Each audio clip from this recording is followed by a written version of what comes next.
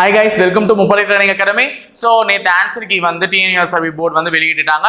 So நிறைய பேருக்கு நிறைய இடத்துல வந்து என்ன ஆன்சர்னு பார்த்தீங்கன்னா, ஆன்சர் கீழ வந்து இது வரக்கூடாதா சார், அது வரக்கூடாதா சார், நிறைய பேர் ஜிஎஸ்லையுமே சரி சைக்காலஜிலையுமே சரி கேட்டுட்டு இருந்தீங்க. இப்போ நான் வந்து சைக்காலஜியில் எதுக்கெல்லாம் கிரேஸ் மார்க் வந்து நம்ம அப்ஜெக்ஷன் ரைஸ் பண்ணலாம்.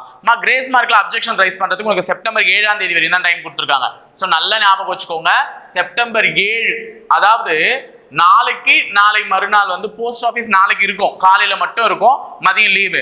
ஏன்னா நம்ம போஸ்ட்ல தான் சென்ட் பண்ணணுமே, சண்டே லீவு ஆக்சுவலா. ஸோ அதனால வந்து அதை பொருட்களை எடுத்துக்கிட்டு இப்பயே கூட இந்த பிடிஎஃப் அட்டாச் பண்ணி நீங்க வந்து என்ன பண்ணலாம், ஒரு பிடிஎஃப் தான் நான் கொடுக்குறேன், அதை பிரிண்ட் எடுத்து வச்சுட்டு என்ன பண்ணுங்க, ஒரு போஸ்ட்ல அனுப்பி விட்டுருங்க. சைக்காலஜில 3 கொஸ்டினுக்கு நான் கிரேஸ் மார்க்குக்காக கிளைம் பண்ணிருக்கேன். ஸோ நம்பர் 1 கொஸ்டின் வந்து பாத்தீங்கன்னா, நான் டி சீரிஸ் எடுத்திருக்கேமா. ஸோ மேக்ஸிமம் நிறைய பேர் அனுப்புங்க, அப்பதான் அவங்களுமே வந்து அது ஒரு கன்சிடரேஷன் எடுத்துட்டு வருவாங்க. டிஎன்யூஎஸ்ஆர்பி டி சீரிஸ்ல கேள்வி எண் 108 வந்து ஒரு கடிகாரத்தின் கை 12 மணி நேரத்தில் எத்தனை முறை நேர்கோணத்தில் நிற்கும் கேட்டிருக்காங்க. சோ இங்க நேர்கோணம், இங்க ரைட் ஆங்கிள், இதுவே கேள்வி தப்பு. ரைட் ஆங்கிள் சொல்லிருக்காங்க, இதுவே கேள்வி தப்பு. சோ கேள்வியே தப்பா இருக்கக்கூடிய பட்சத்துல இதனுடைய ஆன்சர் வந்து 22 முறை. 12 மணி நேரத்துக்கு எத்தனை முறை நிற்கும்? 22 முறை நிற்கும். சோ இது தப்பு. இந்த இடத்துல நான் அதுக்கு ப்ரூஃப் அட்டாச் பண்ணிருக்கேன். 12 மணி நேரத்துல எத்தனை முறை? 22 முறை.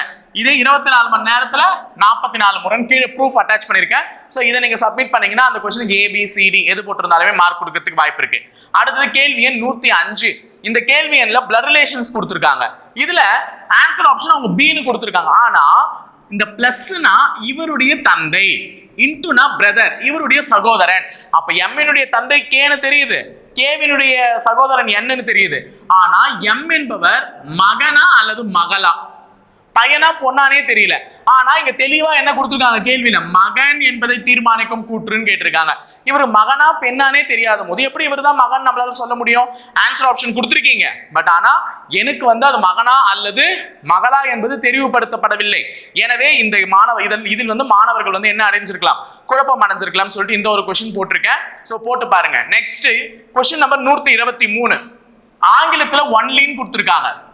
அப்போ EBA இவர்களை விட மட்டும் தான் C என்பவர் அதிக பணம் வைத்துள்ளார். அப்ப D வந்து அவரை விட மிச்சமா வச்சிருப்பாருன்ற மீனிங் வந்து இங்கிலீஷ்ல தெளிவப்படுது. ஆனா தமிழ்ல இந்த கேள்வி அடிக்கும் பொழுது EBAவை விட அதிக பணம் வைத்திருக்கிறார்கள் மட்டும் தான் சொல்லியிருக்காங்களே தவிர அந்த மட்டும்ன்ற வார்த்தை கொடுக்கல, இவர்களை விட மட்டும் அப்படின்னு கொடுக்கல. இந்த ஒன்லின்றதுக்கான எக்ஸாக்ட் டிரான்ஸ்லேஷன் இந்த இடத்துல கொடுக்கல. அப்ப வந்து இதுல வந்து மாணவர்கள் குழப்பம் அடைஞ்சிருக்கலாம், C அதிகம் வச்சிருக்காரா D அதிகம் வச்சிருக்காரான்னு சொல்லிட்டு. சோ இந்த கேள்விக்கு A அல்லது B இந்த 2 ஆப்ஷன்ல எதனா ஒரு மார்க் கொடுக்கன்னு சொல்லி நம்ம வந்து என்ன பண்ணிருக்கோம், டிஎன்யூஎஸ்ஆர்பிக்கு முன் வச்சிருக்கோம். சோ இந்த இடத்துல கொடுத்திருக்கோம் பாருங்க, அந்த ஆங்கிலத்தில் இதுக்கு விளக்கம்லாம் நான் கொடுத்திருக்கோமா, ஆங்கிலத்தில் ஒன்லி என்ற வார்த்தை இருக்குது, மற்றபடி எதுவுமே இல்லை, அதனால அதை வந்து பண்ணலாம் அப்படின்னு சொல்லிட்டு கேட்டிருக்கேன். சோ இதை பாருங்க. அதனால இதற்கு A அல்லது B இந்த 2 விடையை வந்து சரி என வழங்குமாறு கேட்டுக்கொள்கிறோம் அப்படின்னு சொல்லி கொடுத்திருக்கோம். சோ டிஎன்யூஎஸ்ஆர்பிக்கு அனுப்புங்க. டிஎன்யூஎஸ்ஆர்பிக்கு எப்படி அனுப்புறதுன்னு சொல்லிட்டு கேட்பீங்க. சோ எப்படி அனுப்புறதுன்னா பை போஸ்ட் வழியா அனுப்பணும். சோ இங்க இருக்கு பாருங்க அட்ரஸ், டிஎன்யூஎஸ்ஆர்பி அட்ரஸ் வந்து அவங்களுடைய வெப்சைட்லயே கீழே இருக்கும், கான்டாக்ட் ஆஸ்ன்னு சொல்லிட்டு.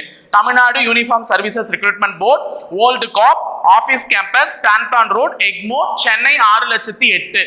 சோ இந்த நம்பருக்கு வந்து நீங்க என்ன பண்ணலாம்னு பாத்தீங்கன்னா, டிஎன்யூஎஸ்ஆர்பிக்கு வந்து போஸ்ட் வழியா வந்து என்ன பண்ணலாம், அனுப்பலாம். சோ போஸ்ட் வழியா நீங்க அனுப்பும் போது அவங்களுக்கு அது சென்றடையும் போது 7ஆம் தேதிக்குள்ள அனுப்புனா அதை அவங்க வந்து ஒரு கன்சிடரேஷனுக்கு எடுத்துப்பாங்க. சோ 3 கேள்வி சைக்காலஜிக்கு சொல்லியிருக்கேன்.